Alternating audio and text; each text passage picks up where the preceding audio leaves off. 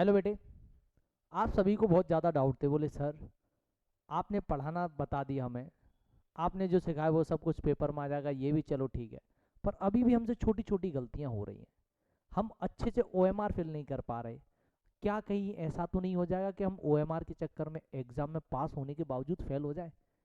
Question हमें सब कुछ आते हैं पर हम ओएमआर फिल नहीं कर पाते। तो बेटे बिल्कुल ऐसा संभव है कि क्वेश्चन बिल्कुल आपको आते हों और अगर आपने सही से ओएमआर फिल नहीं की तो बेटा सिलेक्शन नहीं होगा आपका।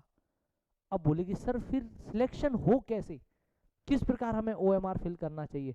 तो बेटे आज की क्लास सिर्फ इसीलिए है कि आपको ओएमआर किस प्रकार भरना चाहिए कि आपका सिलेक्शन हो जाए। कहीं ऐसी गलती तो नहीं कर दोगे आप ओएमआर भरते टाइम कि जिसकी वजह से आपकी ओएमआर रिजेक्ट हो जाए। ओएमआर को सही भरने के तरीके क्या हैं, हमें क्या क्या भरना चाहिए, किस प्रकार भरना चाहिए, बेटे आज के इस वीडियो में मैं आपको बताने वाला हूं, जो भी शॉर्ट एंड स्वीट वर्ड्स में। चलिए आइए स्टार्ट करते हैं। आपकी सिलेक्शन के लिए ओएमआर किस प्रकार भरना है। जैसा कि आप सभी जानते होंगे, आपने देखा ओएमआर का फ्रंट पेज आपको कुछ इस प्रकार का मिलने वाला है जहां पर ओएमआर फिल करते हैं। तो बेटे आप लोगों को एक बात यहाँ पढ़ने में आएगा, to be filled by the candidate. ये जो पार्ट है, ये किसके द्वारा भरा जाता है? कैंडिडेट के द्वारा। कैंडिडेट मतलब स्टूडेंट जो एग्जाम दे रहा है, मतलब कि आप। और ये जो पार्ट होता है ये फिल्ड किया जाता है बेटा to be filled by invigilator, जो आपके एग्जाम करते टाइम जो टीचर्स होते हैं उनके द्वारा फिल्ड किया जाता है। अब सर हम कैसे इसे फिल्ड करें? तो बेटा मैं आपको बता दूं, यहाँ पर आपसे पूछा गया है रोल नंबर। जब आप अपने एडमिट कार्ड पे जाते हैं बेटे, तो यहाँ पर आपको एक तो रजिस्ट्रेशन नंबर दिया रहता है और रजिस्ट्रेशन नंबर के जस्ट नीचे की तरफ आप देखते हैं ये आपका क्या दिया रहता है बेटा? रोल नंबर, जो कि कुछ भी हो सकता है। अब जब हम अपने रोल नंबर को देखते हैं तो आपको जैसे रोल नंबर है 143789 बेटा, ऊपर की लाइन में पहले तो ये रोल नंबर आपको नोट कर लेना है और फिर आपको याद रखना है जहां पर हमने 1 लिखा हुआ है उसके नीचे वाली लाइन में 1 को बिल्कुल, जो नंबर 1 है उसको बिल्कुल कलर्ड फिल कर देना है। ना तो उससे बाहर होना चाहिए बेटा, ना बिल्कुल उसके अंदर रहना चाहिए। मतलब ना तो वो सर्कल आधा रहे, ना एक्स्ट्रा बाहर हो जाए।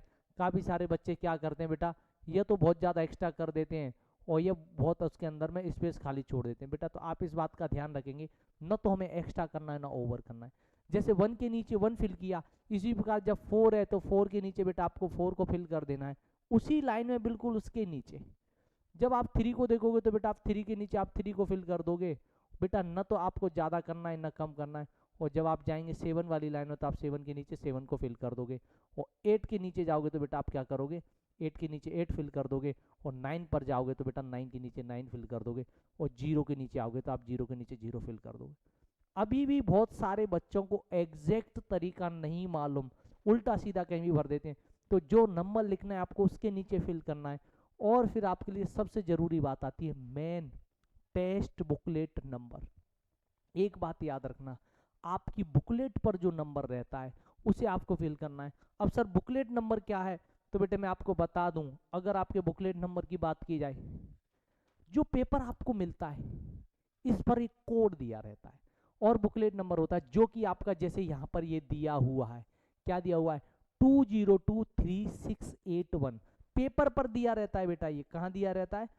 पेपर पर 202361। तो बेटा आपको यहां लिखने की जरूरत है, इसे आपको लिखना है अच्छे से, 202361। इस नंबर को तो पहले आपको लिख लेना है, फिर क्या करना है बेटा, बिल्कुल वही सेम सिस्टम 2 वाली लाइन में बिल्कुल इसके नीचे बिल्कुल 2 को फिल करना है। और जब आप देखोगे 0 के नीचे 0 वाली लाइन में 0 फिल करना है, फिर आप दूसरी लाइन में 2 को फिल करना है। एज इट इज आपको उसे फॉलो करते चलना है। उसके नीचे जो लाइन है इसे फिल करना है। यहाँ आएंगे तो बेटा आपको 6 को फिल करना है, अगली लाइन में आए आपको 8 को फिल करना है और यहाँ पर आए बेटे आपको 1 को फिल करना है। इस प्रकार आपको देखना है। मेरा भाई अगर मेरे से अभी थोड़ा सा एक्स्ट्रा हो रहा है क्योंकि मेरा पेन का नीडल थोड़ा सा निप थोड़ा सा हार्ड है, मोटा है। आपके पेन एग्जैक्ट शार्प पेन होना चाहिए आपके पास, जो कि आप मान लो ब्लू और ब्लैक ले जाने वाले हैं ओएमआर को फिल के लिए। बॉल पॉइंट, बॉल पेन जो होता है आपको लेके जाना वो ब्लू हो या ब्लैक हो। और मैं सजेस्ट करता हूं सभी को बेटा कोशिश करें ब्लैक लेके जाएं। अब बेटा आपका ये जो पार्ट है, सेकंड पार्ट, जिसमें कि आपका ये ऑप्शन है roll number, booklet number, state code, district code, block code, centre code, ये आपको फिल नहीं करना है, ये आपकी रेस्पॉन्सिबिलिटी नहीं है, ये रेस्पॉन्सिबिलिटी है जो कि एग्जाम सेंटर पे आपके टीचर्स हैं, ये उनकी रेस्पॉन्सिबिलिटी, आपको फिल नहीं करना है। आपको तो बस एक बात का सबको ध्यान दे लेना है, ये जो बुकलेट नंबर है, ये जो कोड है, सेम कोड, सेम ये नंबर, ये सेम के सेम आपका यहाँ पर होना आवश्यक है, जो कि ये है। इससे यहाँ पर आपको मिलेगा बुकलेट नंबर, दोनों का सेम होना आवश्यक है। अगर नहीं है इसका मतलब आप समझ जाना दिक्कत है, ये तो जो कि अलग है। पर यहाँ पर अगर मैं आपको बता दूं सिंपल से वर्ड्स में, अगर यहाँ आपका पेपर कोड या आपका ए दिया हुआ है तो आप समझ जाना आपके पास ये जो पेपर भी होना चाहिए था, एक्चुअल में ये जो पेपर होना चाहिए था, ये वाला जो स्पेस होना चाहिए था, इसके लिए आपको कंफर्म रहना चाहिए था कि हो सकता है हमारे पास गलत पेपर आ गया, क्योंकि हमारे पास ए कोड वाला पेपर होना चाहिए था, क्योंकि हमारी बुकलेट भी ए कोड वाली है। Is it clear? अगर इन बातों को आप अच्छे से समझ जाते हैं, फिर आप देखते हैं बेटे, ये पेज जब आप इसे करते हैं, इसके बाद आपके कुछ और प्रोसेस इसकी रह जाती है। ओएमआर को फिल करने का आपको मैंने तरीका बता ही दिया। हर एक क्वेश्चन को जब आप फिल करें तो इस प्रकार फिल करें। मैं एक एग्जांपल बता देता हूं, अगर आपका आंसर ए है तो न तो ये ए से ज्यादा बाहर जाए बेटा, न ये ए के अंदर बहुत ज्यादा रहे। इस बात को समझ लेना कि न तो ए से बहुत ज्यादा बाहर जाना चाहिए, न ए से बहुत ज्यादा अंदर जाना चाहिए, अगर आप अपना सिलेक्शन चाहते हैं तो।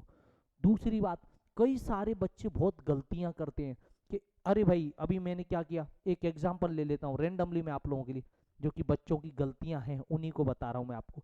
अगर ये मान लीजिए उस बच्चे ने आंसर फिल किया बी, अब उसको याद आया भाई बी नहीं, आंसर तो गलत सेट कर दिया, मुझको तो इसका आंसर सी करना चाहिए था।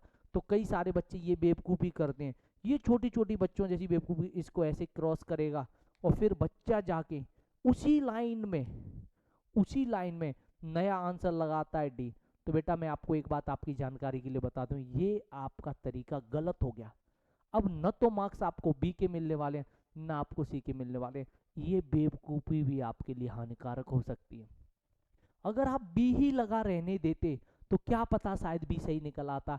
अब तो ये क्वेश्चन 6 वाला बिल्कुल चेक ही नहीं किया जाएगा, न तो आपका बी रहा न सी ही रहा, इसलिए एक बार में आप एक ही आंसर लगाएंगे। अगर गलती से कभी लग भी गया है तो आप उसे इग्नोर कर दो, भाई गलत हो गया सो हो गया, अब उसमें कोई करेक्शन नहीं करना है। और दूसरी बात है, काफ़ी सारे बच्चे हैं जब ये OMR के 80 क्वेश्चन हैं जिन्हें नहीं आता वो छोड़ के आ जाते हैं। तो बेटा कभी भी आपको छोड़ के नहीं आना है, क्योंकि आपके एग्जाम में किसी भी प्रकार की नेगेटिव मार्किंग नहीं है। जब आपको लगे कि लास्ट के 5 मिनट रिमेनिंग है तो बेटा भले ही तुक्के लगाना स्टार्ट कर दो, पर जल्द से जल्द फिनिश कर दो। मैं अपना तरीका सब बच्चों को जो सजेस्ट करता हूँ, पहले फिगर्स वाला पार्ट फिनिश करो और फिर आप पैसेज वाला पार्ट फिनिश करो, लास्ट के लिए मैथ्स वाले पार्ट्स को रखो। क्यों? क्योंकि इन दोनों में अच्छे मार्क्स आ गए आपके। मैथ्स वाला काम है वो हम बाद में करेंगे, क्योंकि मैथ्स में थोड़ा सा समय लगता है। इनमें हम पूरे से पूरे पहले लेंगे तो थोड़ा सा कॉन्फिडेंस बूस्ट हो जाएगा, इतने ही बचे हैं। और शुरू में ही मैथ में लग गए तो बेटा उलझ जाओगे, लास्ट में कम टाइम बच जाएगा। और एक के लिए आप बता दूं, यहाँ पर जो साइन होने वाले हैं, जो आपके वहाँ टीचर होंगे उनके साइन होने वाले हैं, to put sentence start in blue and black में। और ये जो लास्ट कॉलम रहता है, सिग्नेचर ऑफ कैंडिडेट, कैंडिडेट मतलब बेटा स्टूडेंट, तो बेटा यहाँ पर आपके साइन होने हैं। यहाँ पर कौन करेगा साइन? आप करेंगे। और बेटा इन्विलेटर मतलब जो एग्जाम में टीचर है, यहाँ पर उनके साइन होने वाले। ये फ्रंट पेज मैंने आपको समझा दिया, इस प्रकार होने वाला है। और आपको देखेंगे अगला क्या रहेगा, नेक्स्ट पेज। जब नेक्स्ट पेज देखेंगे तो बेटा यहाँ पर आपको क्या लिखना है, रोल नंबर। यहाँ पर क्या लिखना है आपको, रोल नंबर, जो कि आपका रोल नंबर था। मान लीजिए हमने यहाँ पर आपका रोल नंबर माना है, क्या रोल नंबर आपका 1437890, ये रोल नंबर आपको लिखना है। फिर अपना नेम कैपिटल लेटर्स में, मान लीजिए मैं अपना नाम मानता हूँ Nikhil, NIKHIL, Nikhil. With surname, अगर आपके फॉर्म में सरनेम है तो आप सरनेम लिखेंगे, और सरनेम नहीं है तो आप सरनेम नहीं लिखेंगे। और आपके फादर्स नेम जो भी है ईटीसी, मैं बोलता हूँ कि भाई फादर नेम आपका जो भी आपके फॉर्म में है जो दिखाई देता है, मान लीजिए कुछ भी है, मैं तो सिर्फ श्री मान लेता हूँ, तो आपने लिख दिया SHRI। यहाँ पर कुछ आपको इंस्ट्रक्शन दिए जाएंगे कि आपको इस प्रकार फिल करना है, ये इस प्रकार फिल करना है, इस प्रकार फिल करना है। बाकी इस पेज पे कुछ और आपके लिए नहीं होगा, जो भी जानकारी के लिए होगा, बाकी के सारे आपके इंस्ट्रक्शन रहेंगे। उम्मीद है मुझे कि आपको ये समझ में आ गया होगा। इससे पहले मैं आपको ये बात बताऊं, ये आपका बुकलेट रोल नंबर आपको मालूम होता है, बुकलेट नंबर आपके पेपर पे होता है, state code, district code, block code, centre code. आप देखोगे जब यहाँ आते हो तो बेटा ये रहा आपका स्टेट कोड, ये रहा आपका डिस्ट्रिक्ट कोड, ये रहा आपका ब्लॉक कोड और सेंटर कोड। पर ये आपको फिल नहीं करना है, ये आपके एग्जामिनर जो हैं वो फिल करेंगे। उम्मीद करता हूं मैं आपको ये वाली बातें समझ में आ गई होंगी। और अगर फिर भी आपको किसी भी प्रकार का कोई भी डाउट रहे तो आप हमें पूछ सकते हैं। जाते जाते एक बात और बता दे, तो हर बच्चा अपने पेपर पर अपना नेम लिख देगा, वो भी कैपिटल लेटर्स में, अपना रोल नंबर लिख देगा। क्योंकि अगर कोई भी कारण हुआ, पेपर हुआ, कुछ भी हुआ, वहां पर कुछ भी मिसमैच होता है, तो बेटा ये देखा जाता है कि पेपर कहाँ है आपका। क्लियर है बेटे? उम्मीद है ये बात समझ में आ गई होगी। आपको किसी भी प्रकार का कोई भी डाउट है तो बेटा आप हमसे पूछ सकते हैं। और जो भी बच्चे नवोदय सैनिक आरएमएस की तैयारी करना चाहते हैं, वे सभी बच्चे प्ले स्टोर से हमारा ऐप एचजी एकेडमी डाउनलोड कर लेंगे, जिसके हमारे करंटली सफलता बैच क्लास 6 वाले बच्चों के लिए रनिंग है, जो नवोदय की प्रिपरेशन कर रहे हैं। और बेटा ये इन बच्चों के लिए अवेलेबल है जो बच्चे क्लास 9 की तैयारी कर रहे हैं, उनके लिए हमारा सिंदूर बैच अवेलेबल है। और बात की जाए इन बच्चों की जिन्हें नवोदय सैनिक आरएमएस तीनों की कंबाइन तैयारी करनी है, बेटा उन बच्चों के लिए तिलक बैच अवेलेबल है। बेटा कॉपी बच्चे ऐसे बोलते हैं नहीं सर आप हमें पढ़ाते हैं, मैथ्स बहुत अच्छा लगता है, तो मैथ्स के लिए फाउंडेशन बैच आप ज्वाइन कर सकते हैं। और फिर भी किसी प्रकार का डाउट रहे तो आप स्क्रीन पर दिए गए नंबर से हमें कॉन्टैक्ट कर सकते हैं।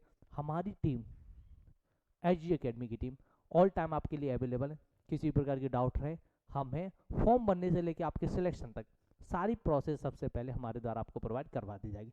थैंक यू सो मच बेटे, दैट्स ऑल फॉर टुडे। सभी बच्चे हमारे यूट्यूब चैनल एचजी एकेडमी को सब्सक्राइब करें और शेयर करें अपने फ्रेंड्स को जो नवोदय सैनिक आरएमएस की तैयारी करना चाहते हैं या भविष्य में करेंगे आपके छोटे भाई में। ओके बेटे, thank you so much, that's all for today, thank you so much everyone.